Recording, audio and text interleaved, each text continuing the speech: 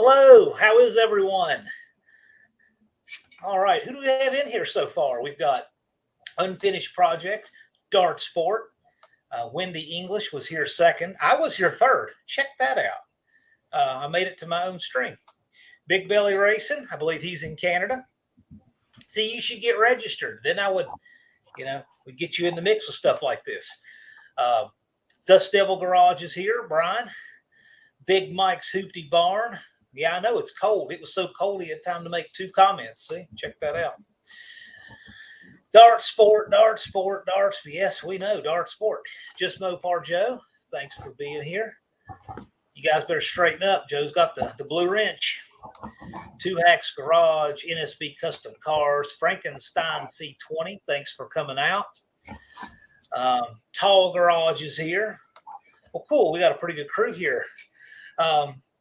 Thank you guys for coming out. So, our theme we've been trying to do lately is have guys on here who are participants in the No Name Nationals, and we've been mixing it up. So you'll see Dallas and I every other week, and then you'll see some of our No Name 500 contenders. Then you'll see guys who are, bigger channels or graduates of that. So we've been mixing it up. I thought a good pairing for today, we've got Cley and Nolan from My Next Project and Wildrose Garage, respectively. And what I think is cool about these 2 guys is they're both coming from Canada. So the guys who are one state over from the event or who are in Missouri and they say it's too far and gas costs too much, I love having guys on here that just kick the legs right out from under your excuses.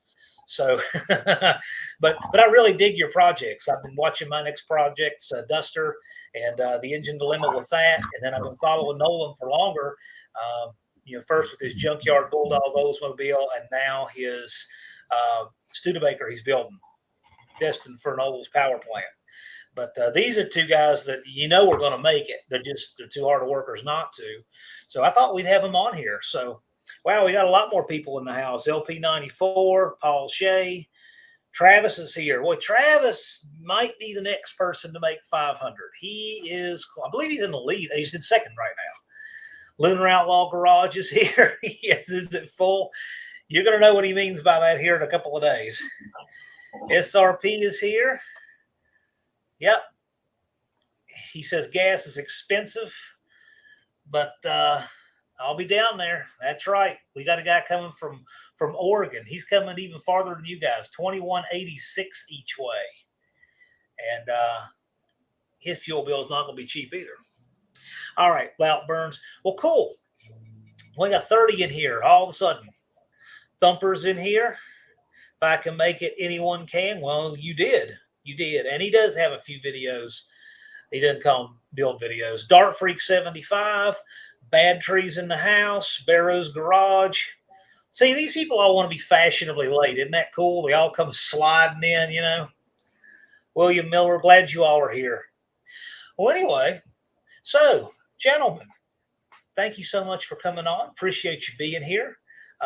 Been trying to work it out to get Nolan on for a long time. And then when the No Name 500 came up, it was a good opportunity to get Cley on as well. And I just want to talk to you guys about your projects and what do you want these guys to know about what you're building. And so we got a lot of people on here, bound to be some of them who maybe haven't checked your channel out yet. We'll start with Cley. Tell these guys what you're building, what you're doing. Well, I've got a 74 Dart Sport. No, I don't.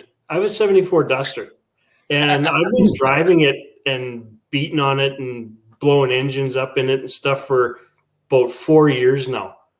Right now, it's sitting with a fairly stock 318. It's got a bit of a cam intake. It's got a 750 double pumper. It runs pretty good for what it is. But I'm not really one to leave well enough alone.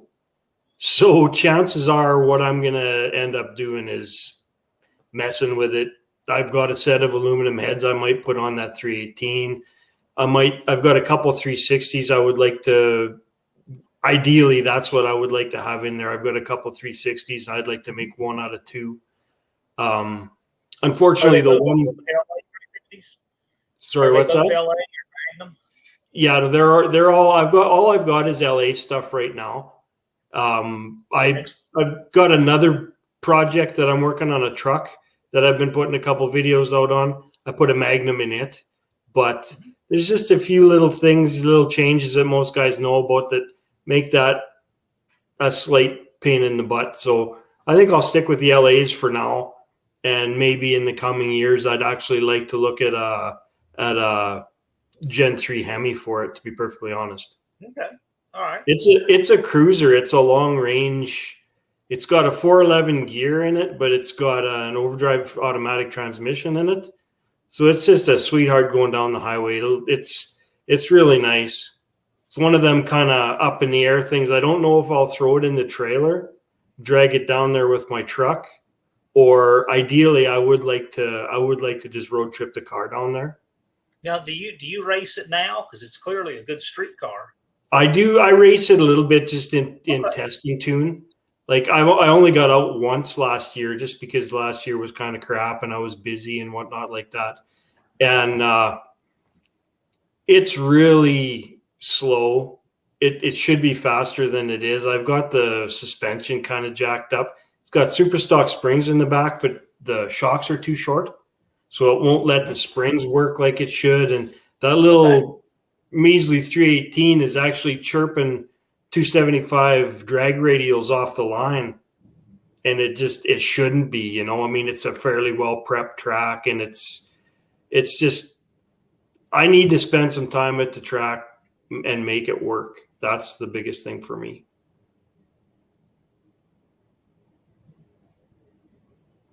Yeah, testing is the key. I know something that we're going to see happen there. We've always got profound comments from Unfinished Project. How would you answer his question there, Clay? I would say orange, probably. That would be where I would go with that. Great answer. Yeah, absolutely. I was thinking either orange or 75. I can't decide which. Love his eccentricity. So, Nolan, tell these guys what you're building for those who have not been following. Well, I kind of got into Oldsmobiles by accident, and I learned to like them. And I have a few, once you get into something, I find it's best to have all of one kind, although I got a bit of everything. Yes. But, you always got some parts kicking around. So I figured I wanted to find the smallest little car that can fit a real big motor. And Studebaker Lark kind of fit the bill. So I was looking around. They're not, there's not many to choose from. And eventually just one popped up on my computer one day. It was here in the city. And I went and got it. So my plan is to take a stock 455. It's a 68 455, like a high compression one. Re-ring it, bearings, the basic kind of overhaul. I have a cam for it.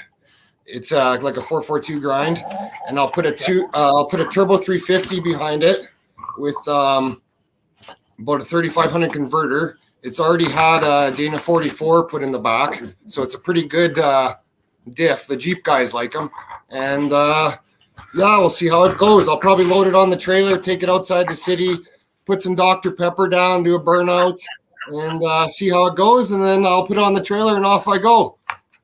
But this is destined in Mexico. Yeah, something like that. Yeah, but no, I'm gonna put it on a trailer it down, and hopefully all goes well.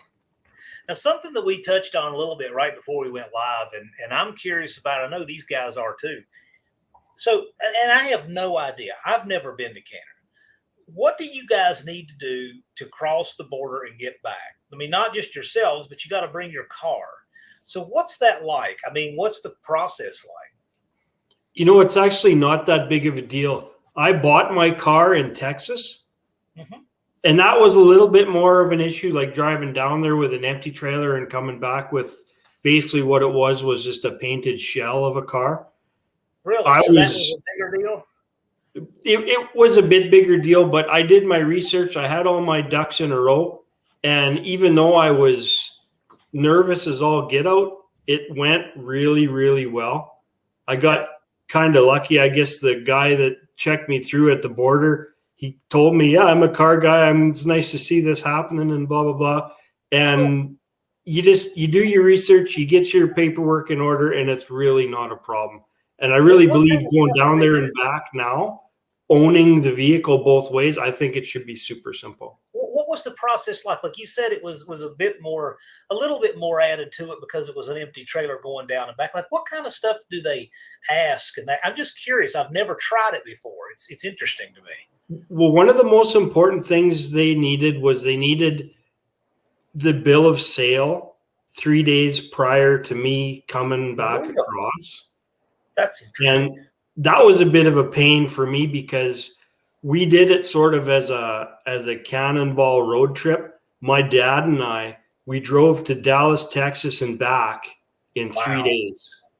Wow. It was how many miles was that? It's 5,700 kilometers, however many miles that are. Okay. And we did that. We were gone from my house for 64 hours. It's almost 4,000 miles. Yeah. I was going to say, yeah. 35, 40, I think is about right. Yeah, something like that. But so it was kind of, because I hadn't paid for it yet, the dude was a little bit hesitant to send me a copy of the bill of sale. Because I wasn't even going to be in the country for 3 days. So in order to, it was one of them things. I didn't have any holidays. I was trying to get this all done on a long weekend. And that added a little bit of stuff to it. But that was one of the main things. I had to have a certain paperwork at the border when I crossed. And I had a bunch of basically proof that I wasn't trying to rip them off. I had emails back and forth with me and the seller discussing price, because I guess that's one of their biggest concerns is they want to make sure that when you get into there's no tax that wasn't paid, because God forbid we don't pay enough friggin' tax already, right? Yeah. So and I mean, you know what? I could have tried to dick them around maybe and save $50 on tax, but I could have ended up in jail doing it, right? So I was as honest as I possibly could be. And I really, even the guy at the border, he said, I can see that you're not trying to hide anything. I mean, I had stacks of paper he didn't even give a crap about, but I had them just in case he needed them. And I tell you, when I walked into that border station, I was just shaking. I was nervous like you would not believe. And the guy looks at me and he kind of smiles, hey? And my dad was waiting out in the truck and he was just cool as a cucumber. He knew it wasn't going to go bad, but I was pretty nervous. It went real well though. And I would do it again. Well, so this is just paranoia, watching too much TV. I've never crossed a border like that. So when I watch television, right, like you'll see on TV, somebody will have a bad experience at the Mexican border, and they're taking the whole car apart, like opening up the seats and disassembling. I just got this fear that, so on the one hand, yeah, I don't want anybody taking my car apart, searching it, just because I don't want anybody taking my car apart. On the other hand, yeah, I know I didn't put drugs or contraband in there, but I've never actually seen the inside of that seat. Like, I didn't upholster it. So in the back of my mind, it's like, how do I know there's not contraband in there? For sure. I mean, I was super lucky. I was just bringing a total stripped out car, right, and boxes and boxes of parts. So if it was hidden in there, I kind of knew about it, right? Right. But well, I'm just saying, it was super funny too, because the guy that crossed the border behind us, he was a commercial guy hauling brand new campers into Canada, and they pulled us into a little spot. They pulled him in right beside us. Dad and I got in, got out, and we were gone. When we were leaving, they were pulling absolutely every single thing out of that new camper, all the cushions, all the everything. And these border guards were just being rude. Like, you could see this stuff just getting fired out of the back out of this camper. Right. And from everything that I've heard, they fire it out. They see that there isn't anything there. It's on you to get all that crap put back in there and back down the road. So, I mean, I think most of the time it's pretty easy to get across, but I think every one of those stories is rooted in at least a little bit of truth, I've got a friend who's at Fort Bragg, and he said that, you know, when cars come in, they pick a random number. They're going to stop every, whatever it is, 14th car, every 18th car. They have some number. Of course, they don't tell people what it is. And then that car, they send them over to the bay. And the bay is where they take a look around inside the car. And how much looking around they do depends on what they see or what they smell, right? Or whatever. Yeah. Well, he said if there's a car in the bay, they're not going to put another one in there. You have to be doing something really bad for them to have to make you wait for the bay to open up. He said also the military police guys, they don't care. They're there for a paycheck. They're just doing this out of their duty. He said the private guys, the privatized gates where they've hired outside people to work them, man, they want to shake you down. It's like they get a personal bonus if they can find something. Yeah. So there's definitely a system to it. So you might have gotten the good guy, and then Nolan could be right behind you and get the bad guy to be security. That's what will happen. Yeah, I've been to football games like that, and I will totally profile the people who are doing security. I'm like, I want that line, and I will pick the one that I know you can cruise through, right? But I'm just curious because I've never tried to take a car across the border or anything like that. That's an extra step you guys got to do. What about you, Noel? Have you taken a car across the border? Or no, I've only the time I've been to the States is for boxing matches in Vegas, and I always flew. So, okay. My parents have a place in Arizona. They've never really brought anything. They've driven the vehicles from here, there, and back, and things like that. But no issues with that. I think the COVID thing is the biggest thing coming back to where we're into Canada because they want you to have test, and it's got to be at the border within 72 hours, and there's all sorts of stipulations like that. It's way easier leaving our country than coming back to it, as far as I can tell. This one is too, supposedly. But well, so what is the deal with that? So I've heard so much conflicting information on what you have to do regarding vaccines and Canadian border crossings, because we do have people, both spectators and participants, coming from Canada to and from. So what do you guys know about that? Like, do they have any specific vaccine stuff or tests or what? You said 72 hours they have to have a test before you can come back in? Yeah, and it has to be, like, I know this from my parents going to Arizona, and it has to be the real test. It's not one of those quick ones. And I think it has to be within 72 hours, and you have to get the results and everything by that time. Otherwise, you're kind of screwed. But so you have to go find some place after. Yeah, exactly. Yeah. Wow. Okay. And they've actually changed all the rules recently in Saskatchewan, where I'm from. Like, a little while ago, you had to show proof of vaccination to go get a box of beer at the beer store. Same thing here. Wow. Yeah. And now we don't have any of that. We don't have to wear masks anymore. We don't have to show proof of our vaccination or anything. So I'm not too sure how that's affected the border crossing. But yeah, as far as I know, this is the same sort of thing. You got to be tested X amount of hours before crossing the border. And obviously prove that you're negatively tested. I mean, it's going to take, like, how long is it going to take you guys, just to get to the track and back? What is your drive? Like, I can figure out the hours off a map, but how many days is that literally? Like, what does your itinerary look like? Because it's a long one. I'll probably leave on Wednesday and get there on Thursday, or maybe leave on Tuesday, get there on Thursday. I guess a lot of it depends on whether I take the truck or the car too. Like, if I take the truck and trailer, and it'll probably just be my son and I going, who knows? We might just highball it, kind of like me and Dad did. Yeah. It worked really well actually on that trip, because I would sleep and he would drive, and then he would sleep and I would drive. The only bad part was the smell in there after being in there for 3 days with no breaks. It was a little bit gamey, but we might do that too. Well, see, Nolan, he's leaving his co-driver, Mickey. He's got to take care. He's got to take care of the house. Right. So how are you going to do it? You just going to try to do it over a couple of different days, or what? I think I plan on getting there Thursday at some point, so it's about 30 hours for me. Clay's closer. I got to go to the province over. So I don't know. I'll probably do it over 2 days. That's 2 long days. Yeah, what I'll probably do is drive all Tuesday, drive all Wednesday, and then save a little bit for Thursday. That's probably the best bet. But on the way home, I'm going to be giving her all away. Cool. Wow.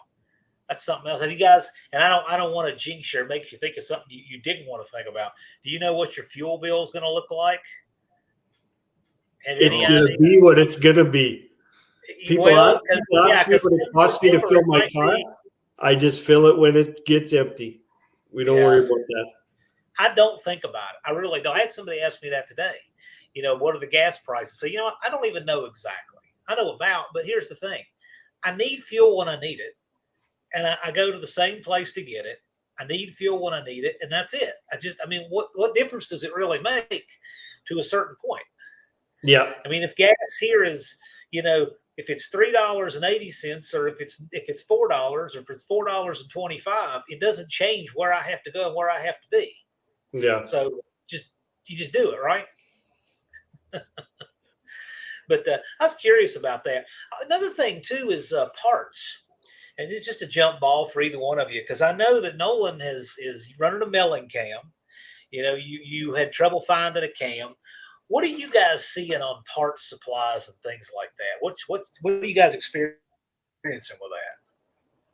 I've actually been really, really fortunate. I've been deep in this pickup project with my son for the last couple of years because we didn't have much else to do and COVID was the thing, right?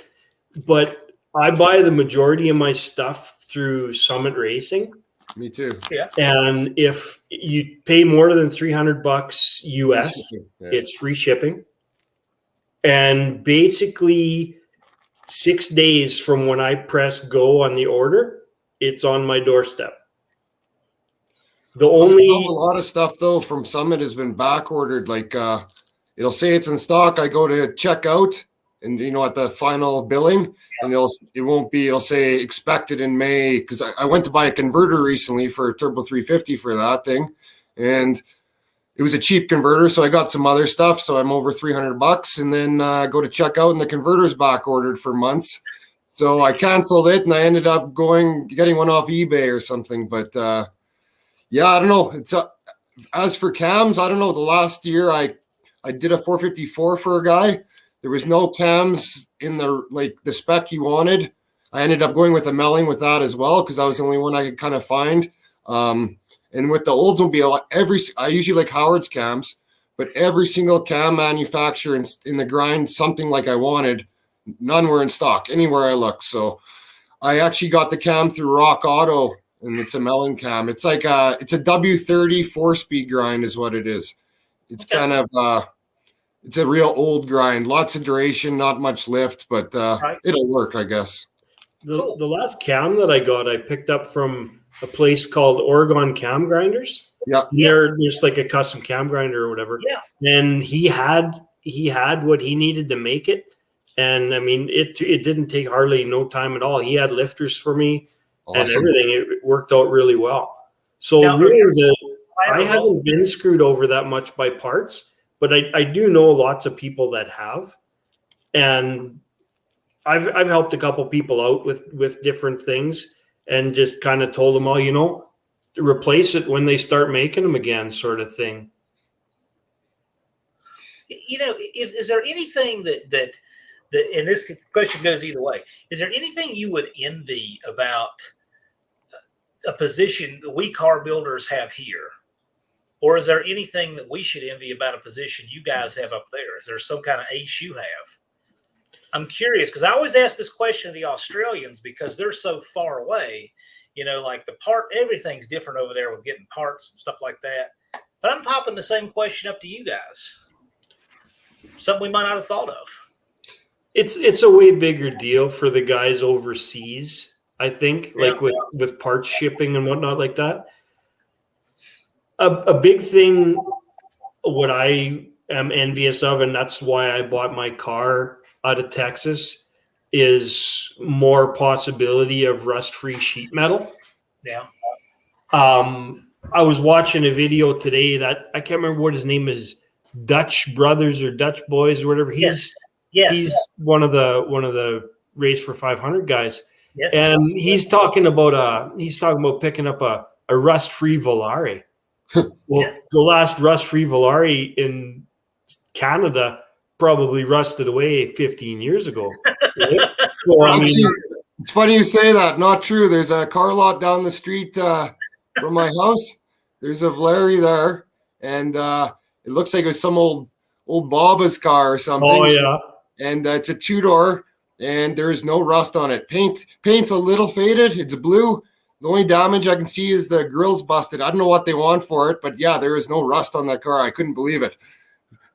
Yeah, and that's a really rare. But it was, kind of car went to church on Sunday for the last 40 years, and that's about it. So. Yeah, and parked in a little one-car garage. Exactly. Yeah. That's it. I actually looked at a Volare wagon, had Magnum 500s, 318, and was the 4-speed overdrive. Good-looking car, solid. Didn't have any miles on it. I think it had about 80,000 miles, but it had been parked outside the whole time. And I don't remember what he wanted, but at the time I thought it was a lot of money. And I think back and say, boy, that would make a nice cruiser today. And people are looking more at stuff today than they would have. There are cars people would have walked by 10 years ago that they'll look at today and say, wow, I should have done something on that. Absolutely. And, when I got into Dusters, nobody wanted them.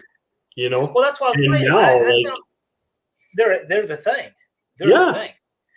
I found an old stash of Cars and Parts magazines, and I was looking in the back at the ads, the classified ads, and they were all like GTX, Charger, Superbird.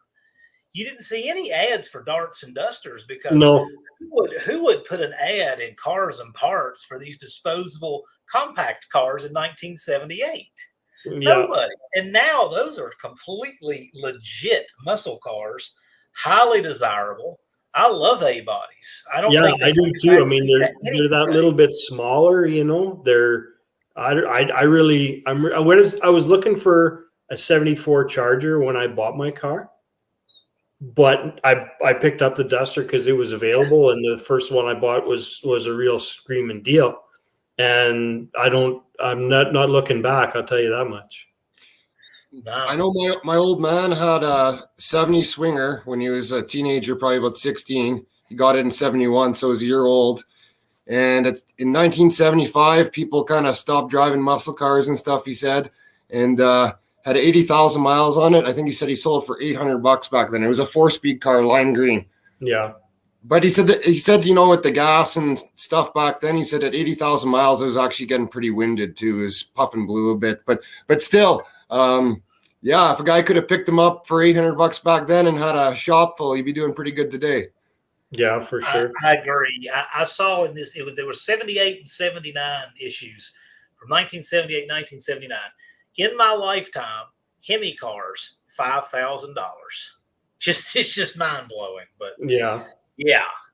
But anyway, we've been chatting some interesting stuff I had for them, but we'll take any questions you guys have. We do have an interesting group of folks in here, like Mopar Nut 62.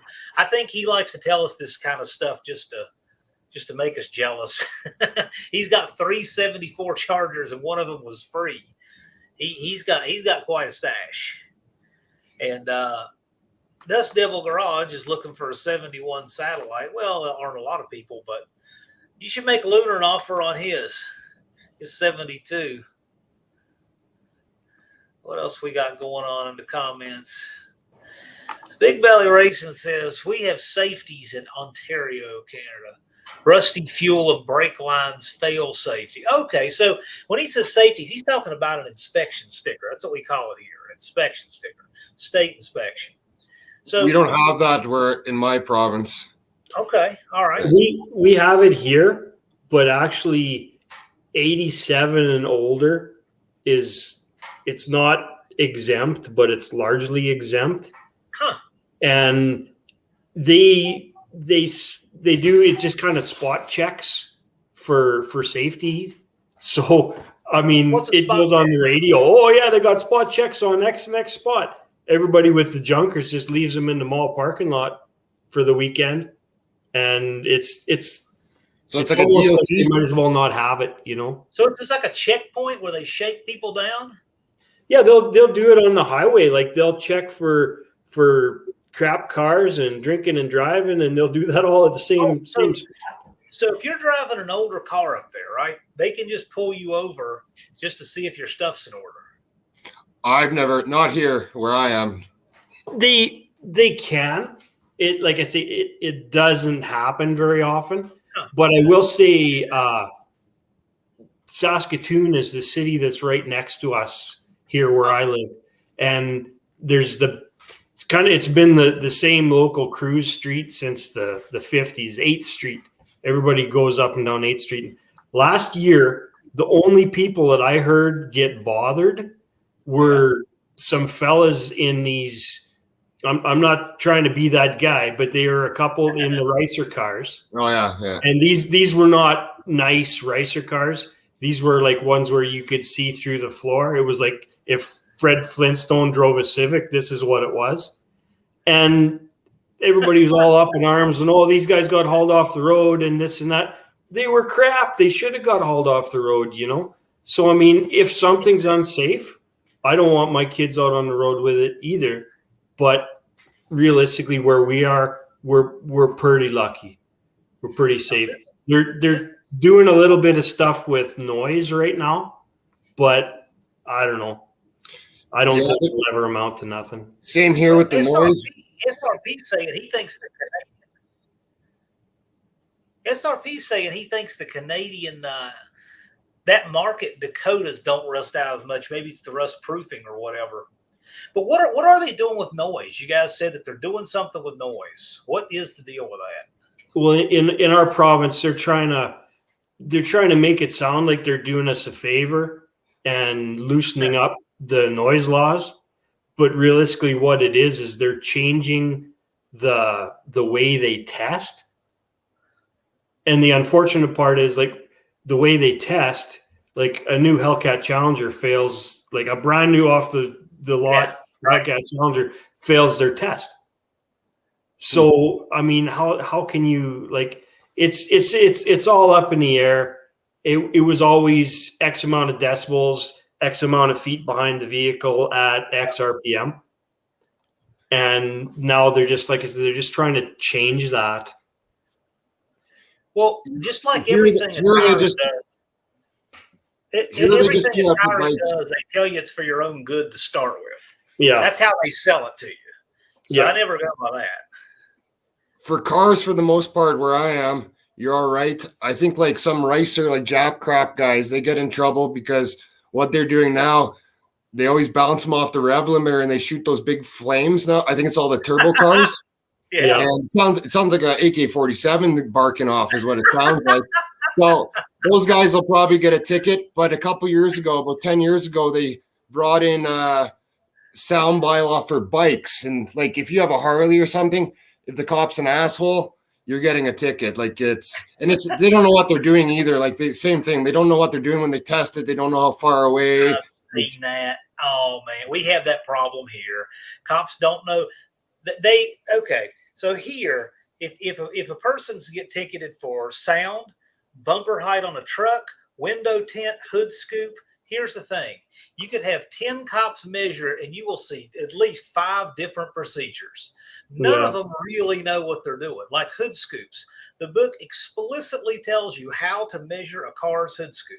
And in Virginia, a car that is 1989 or older can legally have a hood scoop that is 2 1/4 inches above the cowl. That's it. And if the car is 1990 and newer, it's 1 1/8. You would be amazed how those police officers, the few I've seen measure, because most don't, you'd be surprised how many different ways they measure that.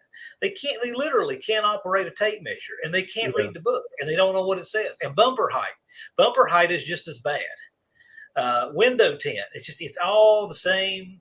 Measuring noise, same thing. So there's too much discretion, too much luck of the draw on who you get trying to enforce it. And that's I think a thing just about everywhere. The rules as they're stated, and I've read them, and like I read everything right off the government website, and it is so damn obscure that basically the guy with the best lawyer is going to win, you know. So it's ridiculous. It really is.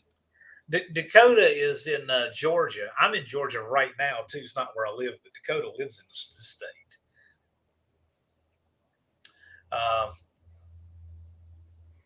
Yes, Mopar Man 1978. I don't think there's many people who watch my channel that are into any of that. Now, Dark Freak is always interesting what he says to me because he lives close enough to me that we could get stopped by the same cops. So in my experience, they won't give you a ticket for stuff like that. Well, maybe. I mean, I've never given a cop any grief. Some of them deserve it. Yeah. If they want to write, yeah, exactly. Most of them know if they want to write you a ticket before they ever walk up to the car, I'm convinced. So here's a question.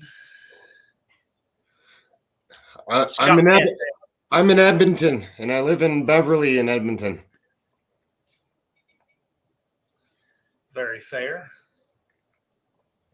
How far is the drive for you, Clay? I've actually mapped it out for Nolan when he told me. It is. Is it 24 hours of driving or 22? Yeah, it's about that. It's something like that. It's not too bad. If you went directly south, what U.S. state city would you come out in? That's the best way to describe to these people where you are. Just hang on a second. I'm going to do this thing here. Yeah, cool. Yeah, do it. I'm straight north of Montana. I'd be 6 hours north of the Montana border. Yeah, usually when we go, we go to Minot, and then we go down from there. That's okay. I mean, I've only been to the States a couple times, but that's always the way that we've gone. Big Belly Racing's asking which overdrive transmission you're running.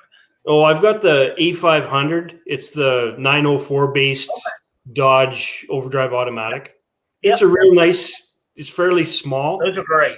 It was really easy to put in there. I just cannibalized one of those to build a 904. Oh yeah. That way I could get the low first and second, and the deeper drum and the pan and all that good stuff. Yeah, for sure. Yeah, see, I like this. So this puts it in perspective. So Thumper says it's only 775 miles for me, which that's the way to think about it. 775, there are people that would love to have only a 775-mile drive. Totally agree. Okay, I'm just looking and it says about a 25-hour drive for me. So if I can't do that in 2 days, that's no big deal. You can do it. You can do it. Oh, yeah. A co-driver. Especially the further south you get, the better the roads get as a rule. So, well, it's funny. SRB says we use miles per hour. I haven't used miles per hour in 2 days because my speedometer in the van doesn't work. So I drove 380 miles today with no speedometer, but seemed to work out. Oh goodness! What is this? Dust Devil Garage is going to take me less time to build a car than it is for you guys to get here. Dust Devil, are you going to wait till the last day? This counter here, 202 days. That's just for Dust Devil Garage, so he can know how many days we have left. That's just for you, Brian. Maybe I'll leave a day early so I can help you finish that project up on the way by. So, yeah, exactly. This the reason I don't need a speedometer is because I don't think that any cop is going to think that van can speed. Okay, that's.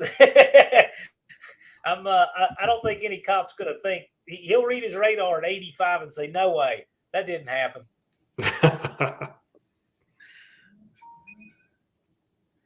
Yes, appreciate that, Joe. Yes, Joe's got a short commute. He's got a short commute to the track.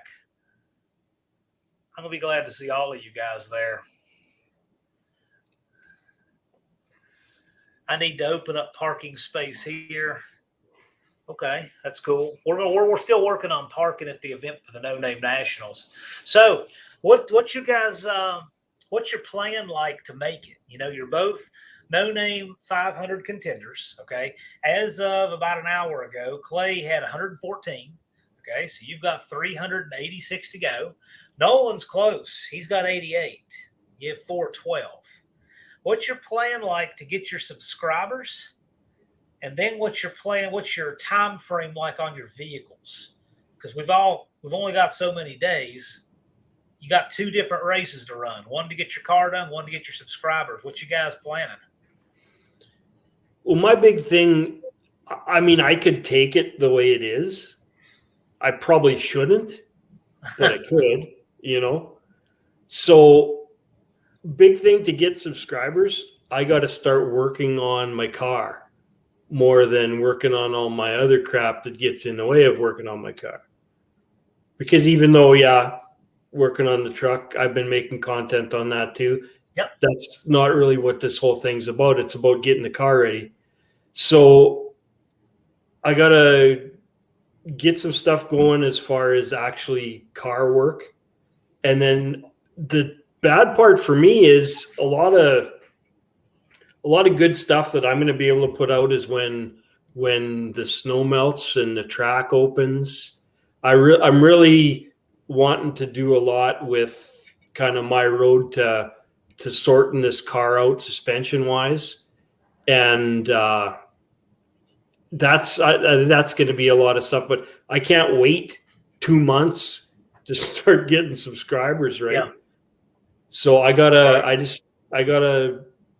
ever since my holiday, I think I've pretty much uploaded something every day, and I got to just keep at it and just get better and better. That's my real goal, is just to get better and better at what I do, because I got all sorts of work and I've been hoarding, storing, stacking parts to the point that I don't even have room to store all this crap. Oh, so yeah. it's not that I don't have lots of stuff to do. I just got to get my butt in gear doing it and share it with everybody so that maybe they can tell their friends and maybe I'll get a few more subscribers. Well, speaking of subs, both of these guys' channels are linked below, and I would encourage you to click on them, check them out.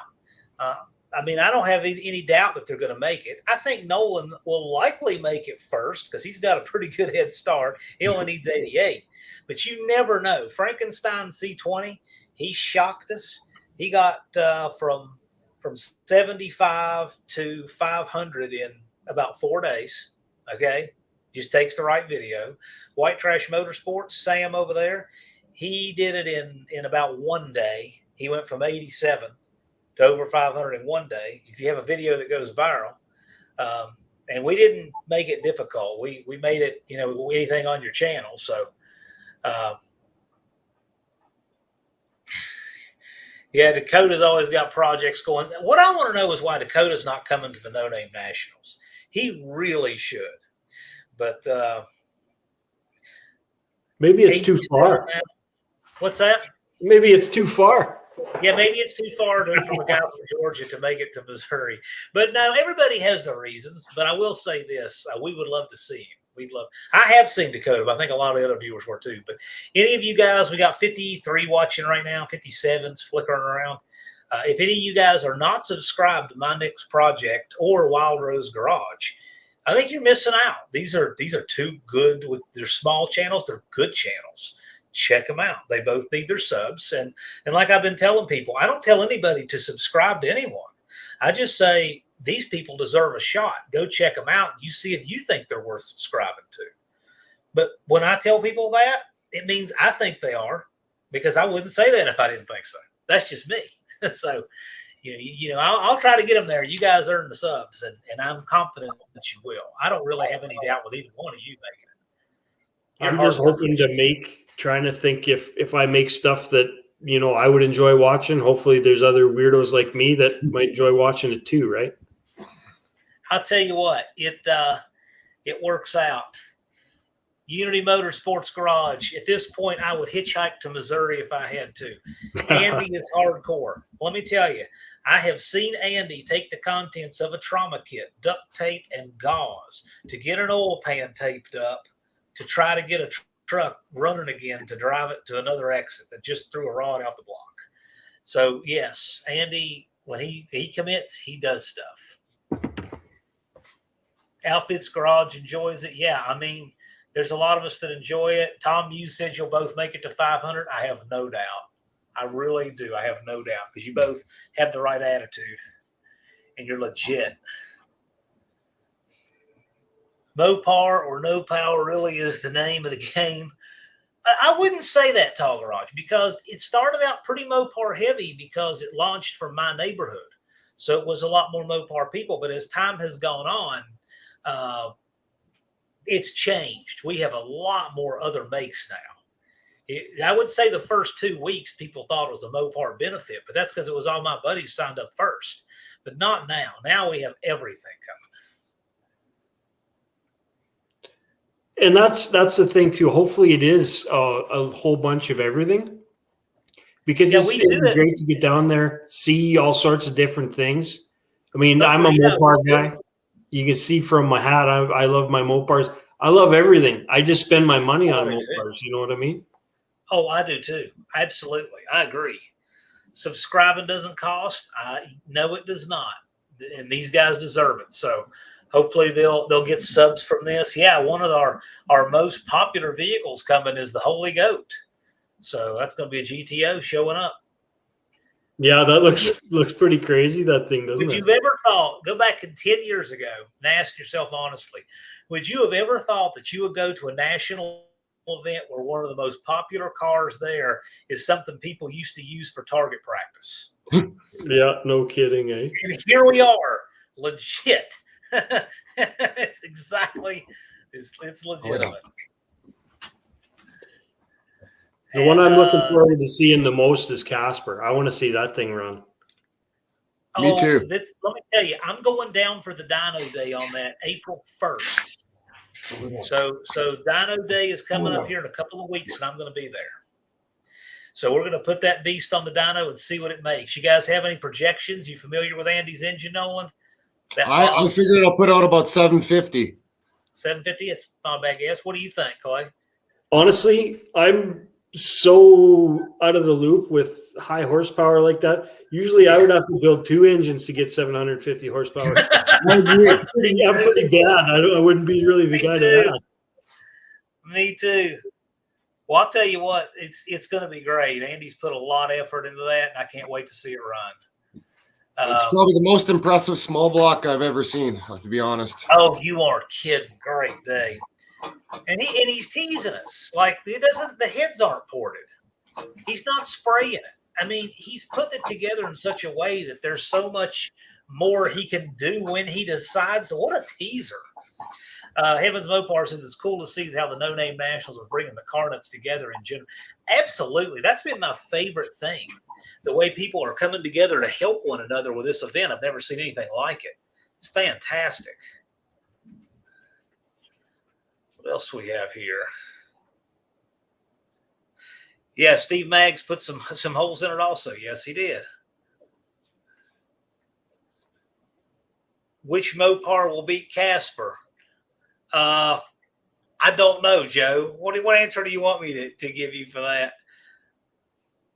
Hey, I bet you Tony is willing to absolutely blow one up to beat him. So yeah, for sure. I wouldn't count anybody out. Yeah, 350 is good.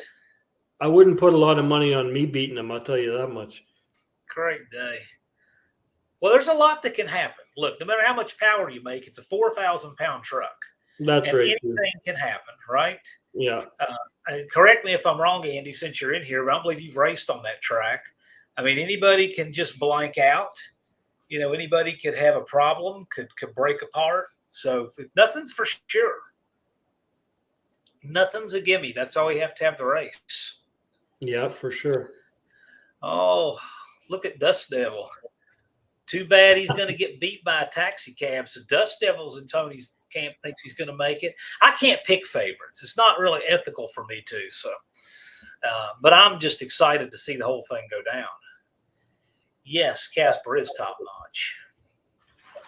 Andy says, I'm watching channels I never would have found. Me too. I've discovered some great channels through this. And actually, just before this was Nolan's channel. You know, it's funny. Nolan from Wildrose Garage and Andy from Unity Motorsports both have something in common. And that is I found both of them floating around in the comments of Uncle Tony's Live when they each had like 100 subs. They both have that in common. And they both got a record number of views from me suggesting to Tony he should share their stuff. So 100% true. Yeah. That's one of those old stories that just doesn't get written about, but it's kind of neat. Yeah, I like all these guys. I think it's fantastic. What else we got, guys? Yeah, something I found that I really like is just seeing the shops and the buildings that different guys or the yards that different guys work out of. And I caught myself the one day kind of complaining because my heater was coming on and drowning out the noise on my video. And I'm thinking, oh man, some of these guys are just going to roast me because I mean, they're out there working in the freezing cold out there, and here's me bitching about my heater coming on, you know? I'm telling you, when I see these guys like Wildrose Garage, Big Mike's Hoopty Barn, when no one goes out and takes pictures of his car with snow and ice all over it.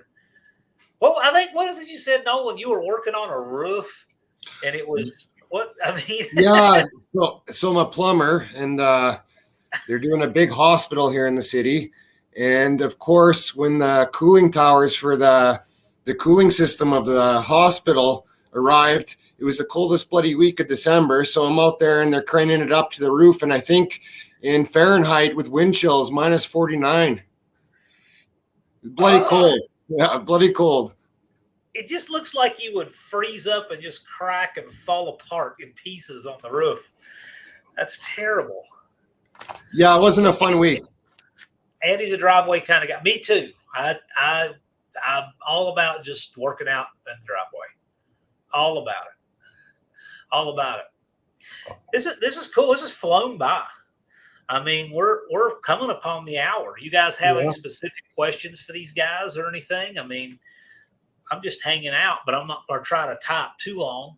One thing I'll get in a quick plug is that Johnny Mopar channel and Dust Devil Garage, they are doing a live right after this. So I believe they'll be on 9:30 Eastern, 8:30 Central time. So be looking for that. But I just wanted to get that in, so I thought about it because I saw Dust Devil in here.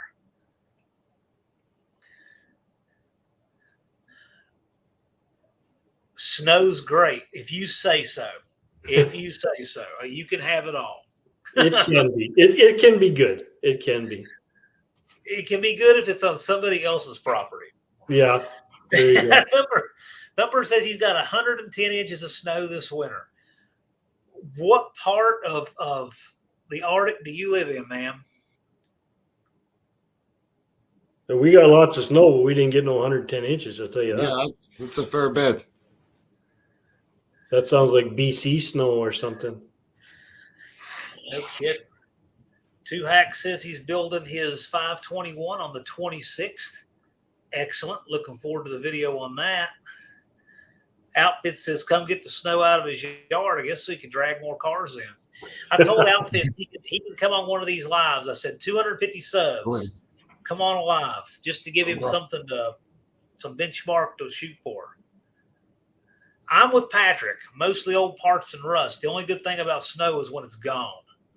I can go with that. Hey, who asked that question? Redbeard Racing says, are there any small tire cars? Yeah, there'll be more small tire cars there than big tire cars. Definitely. We'll have both, but yeah, without a doubt. Well, I got 275/60 drag radials. That's like a puny tire, isn't it? Yeah. Not even a small tire. 275 is not bad at all on a Duster. You can't even get that on a dart. I mean, there's not enough wheel well. Yeah, with the right rim, it fits my car just beautifully. Yeah. Oh yeah. I plan on running a 215 65 15 M&H Race Master bias ply because that little Lark has got small wheel wells, and on a 15x7, that's about all it'll fit. But I've ran those tires before, and they hook really hard. They're the best hooking tire out there. Yeah. What size is it? Did you say a 215? Yeah, 215 65 15, but M&H Race Master, like a cheater slick. They're a wrinkle wall DOT tire. They drive like shit, but they hook hard. Cool. Yeah. What is that? Is that like it's not even an 8-inch slick, is it? Like no, I bet you it's about a 6-inch. I bet you it's about a 6-inch tread width and maybe 8 inches on the sidewall, something like that. I mean, that's crazy. That's the smallest slick I've ever heard of.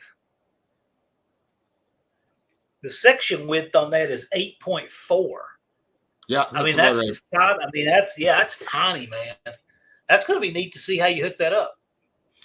I think it'll hook hard. I got a set in. I think they're G60 15, so they're a little bigger. They're about a 255, and they hook hard. Yeah, they're a good tire, but they drive bloody awful. They're not a fun tire to drive around in, but they do what they're meant to. That's for sure. G60 works good on a dart. If you have a dart with an unmodified wheel well, the G60 fits it nicely, but that's about it.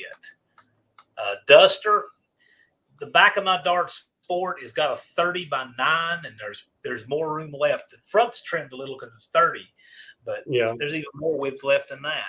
It's crazy. That's one thing I always liked about Dusters over darts is just the rear wheel well. Yeah, it's just got that little bit more room. Hey? Yeah, like my dad's had a couple 70s Swinger 340s, and without trimming the lip or anything in the back, I think a 245 60 14 BF Goodrich radial TA was about all I could tuck in there. Yeah. On like the factory rally wheel. Ford Falcon's pretty tight too. Yeah, hook fantastic. Don't get caught in the rain. Yeah, I've learned that one. I had my drag radials are the same way. I was running around in the neighborhood, just around the neighborhood with some Mickey Thompson slicks one time, and I got a cop throw a fit about it. But he didn't see me. He pulled up in my driveway and then complained about it. Dusters are nice. Do you try to fit a 31? The 30 only requires a little bit of trim, and 31 is just too much to try to fit. You got to really start moving springs and stuff when you get that big. Yeah, with the car I'm driving now, I'm not going to ever worry about getting that big. I do want to build a drag car. I want to get another 74 Duster. I'd like to have it look as much like this one as I can, but I'd like to be a dedicated drag car. Because you're only ever going to get so fast pissing around with a street car. Well, I'll tell you,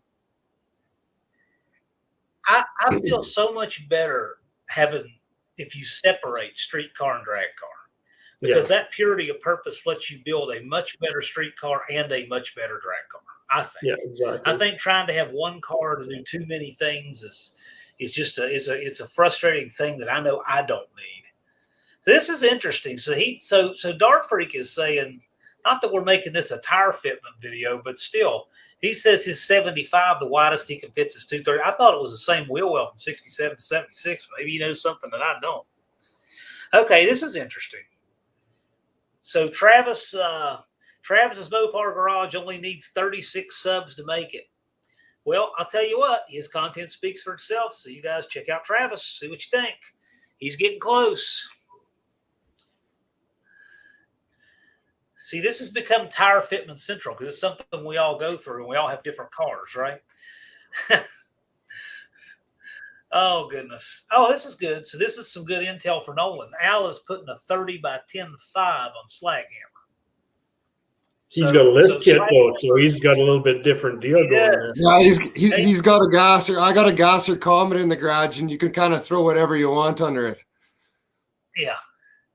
Yeah, so you know what? You should tell them about it. You haven't done a video or anything about that gasser, no? Yeah, I got a 60. it's a 63 Comet. The 302 with a tunnel ram, C4, 8-inch rear end. I've had that car a long time. I've never even ran it at the track or anything, but one of these days, I still got a few things to do, brake lines, and it's kind of been an ongoing project for a long time. It started off, it was a 6-cylinder, 3-in-the-tree car. Then I was going to put a V8 in it and a 4-speed.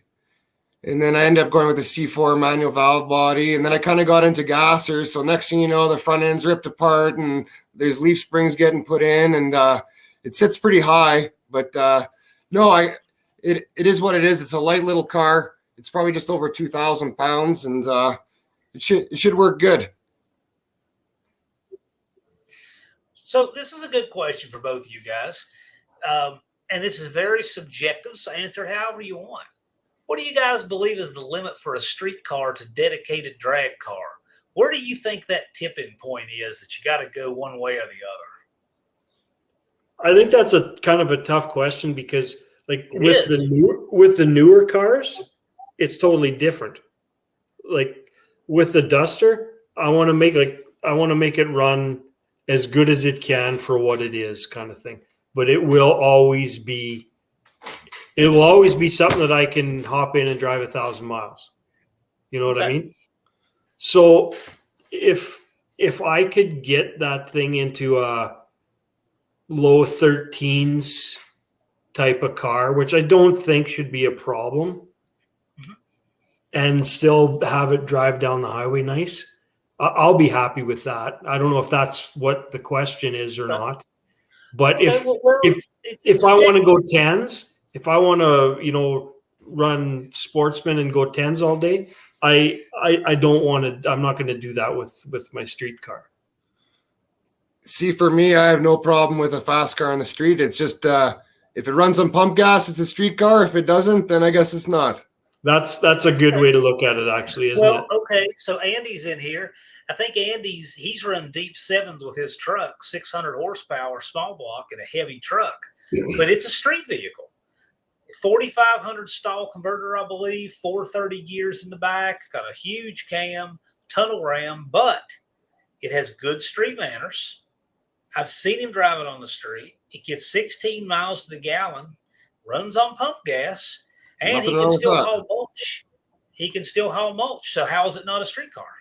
Well, it definitely is, right?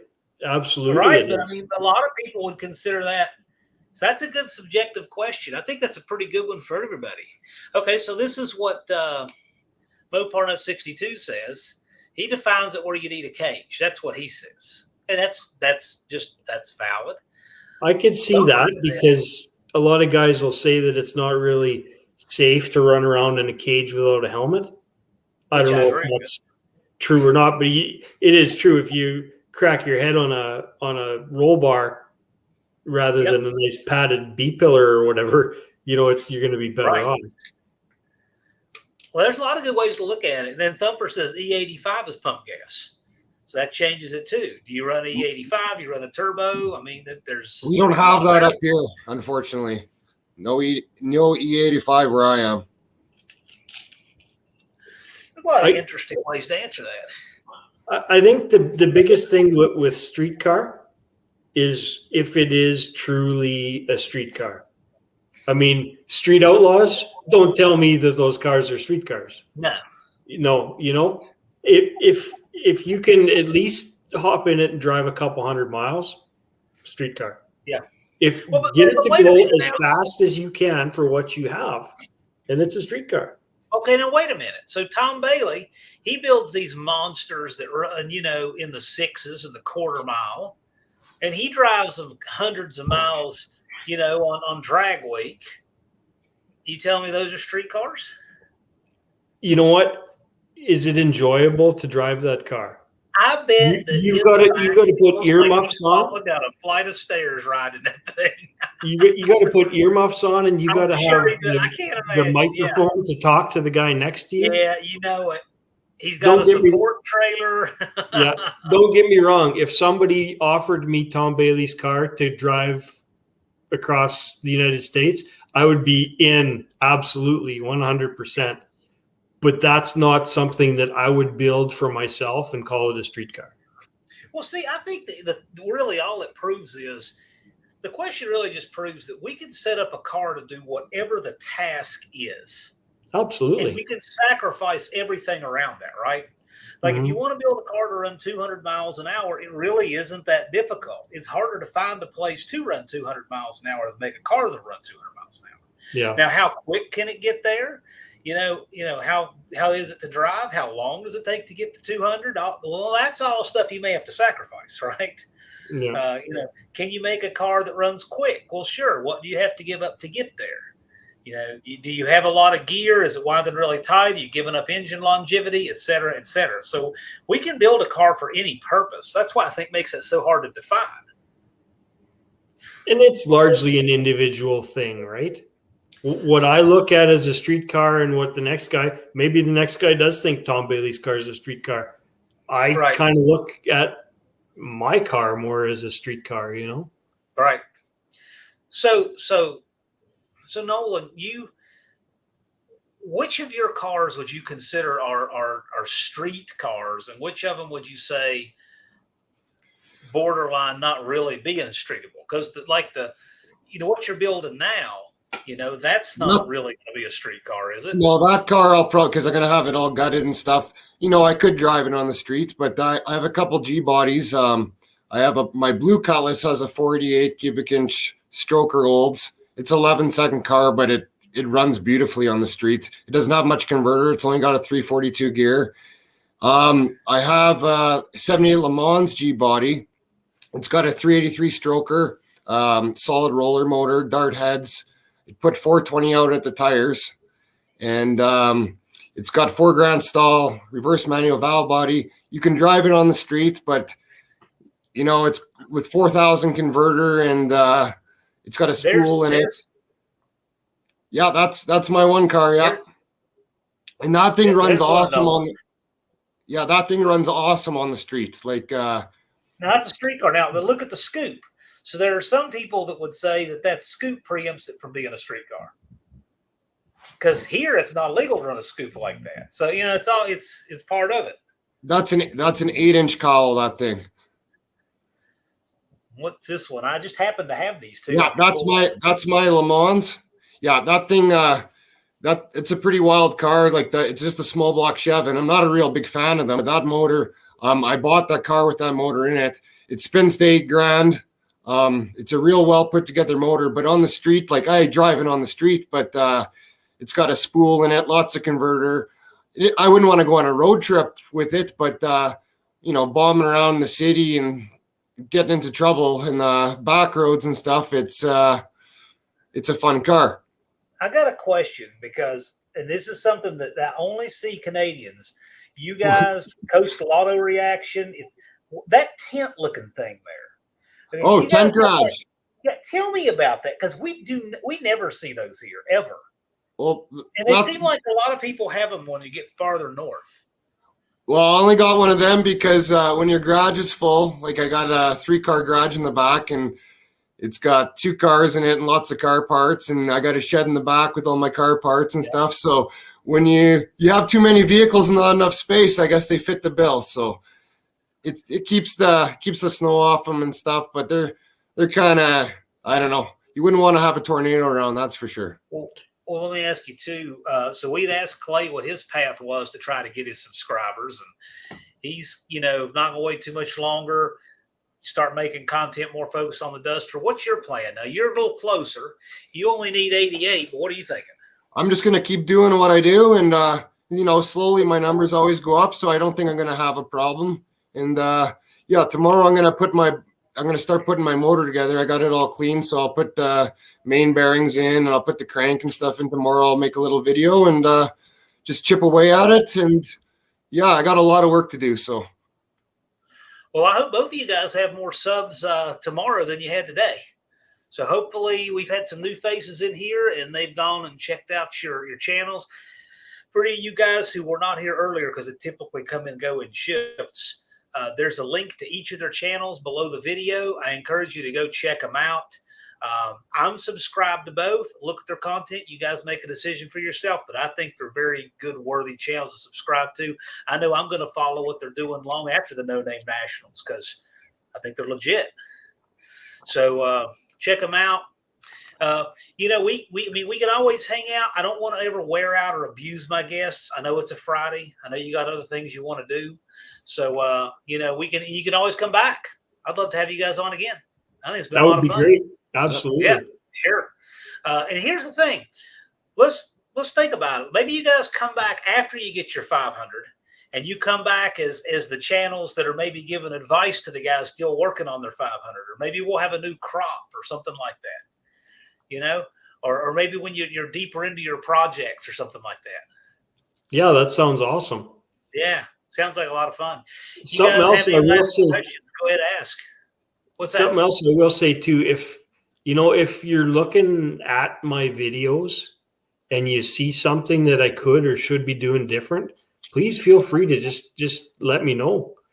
I mean, the comments don't necessarily all have to be about, the video is good or whatever. Like, hey, maybe do this or do that or something to make it a little better. I'm watching all you guys and learning from your stuff. But if I'm not picking it up, sometimes I'm not that bright. If you see me doing something again and again and again, just shoot me a comment. Hey, maybe think about this or whatever, One thing I'll say about these guys, they both registered before they had their subscribers. They both risk their ego. They are committing their money. They're committing their time. And they're putting in the work. And that's more you can say for a lot of guys out there kicking tires. These guys are doing it. These guys are doing what other people only talk about. And to me, that's interesting. And that's a lot of why I wanted to have you on. So I think it's cool. And for all you guys watching who says, I want to be doing what they're doing, well, you got to do it. So, go with their comments and ask them, how can I do what you're doing? Ask them. They'll tell you. There's no shortcuts. Let's see here. Dust Devil says, don't watch mine looking for what to do. They watch your videos to look at the clock in the background to see what time it is. If you guys have not seen Bear Rose's, or not Bear, I just saw his comment below. If you guys have not seen Dust Devil Garage's custom clock, you should. There's Bear Rose. If you learn something from me, you need therapy. Wildrose Garage is very humble, but he's very smart. And, he seems like a real natural on the camera, right? He just seems comfortable doing it. Whereas I shoot something and then I shoot it again because I'm not comfortable with it. Where he seems to just rattle that crap off like it's natural to him. And I like. Well, what's interesting is that, like, it is very obvious from watching you guys that you're real car people. Okay. You do this. It's your lifestyle. You understand it. So for you, it's not trying to figure out what the knowledge is. It's just getting used to being on camera. It's getting used to have a conversation with a camera instead of people and that kind of thing. Right. I've seen people who are not in that position. Like maybe they're a good presenter, but they don't really know their stuff. And the viewers will see right through that. It gets real obvious really quickly. And so you guys will never have that problem. But I've seen other channels that do. This is interesting. Paul Shea was on a live chat with Vice Grip Garage. He mentioned the No Name Nationals. Well, tell Derek, ask him what he's bringing. Why don't all of you guys in the chat, there's 50-some people in the chat right now, why don't all of you make it a point to go over to Vice Grip Garage, go to one of his videos, and ask Derek, hey, what are you bringing to the No Name Nationals already? Oh, goodness. All right, guys. We've been at it about an hour and a quarter. We'll go ahead and work on wrapping it up. If you have any more comments, feel free to drop them. But I want to thank my moderators, and most of them were here tonight. Just Mopar Joe. I want to thank Andy Wood, Unity Motorsports Garage. I want to thank Blake from Bad Tree Productions and Fubar the Axe. So even though he doesn't always comment, he's usually lurking. So thank all of those guys. Really want to thank Cley and Nolan for coming on. I appreciate you guys giving up your Friday to come out and hang with us and tell. Thanks for having me. Yeah, I really appreciate you having me too. It was my wife's birthday, so I didn't have nothing else to do anyway. You're going to Well, be in it's the been a privilege doghouse. having you. It's been a privilege. And I'll say it one more time because people do come and go in shifts. If you have not checked out their channels, there's links below to both. Check them out. Tell them I sent you. That'd be kind of funny. But just go in there, check them out, and help these guys get to the No Name Nationals. They need 500 subscribers, and we definitely want to see them there. So, all right, man. With that, you guys are wonderful guests. We'd love to have you back on sometime. This has been a lot of fun. Thanks, John. We'll go ahead, shut down, and I'll end the broadcast now.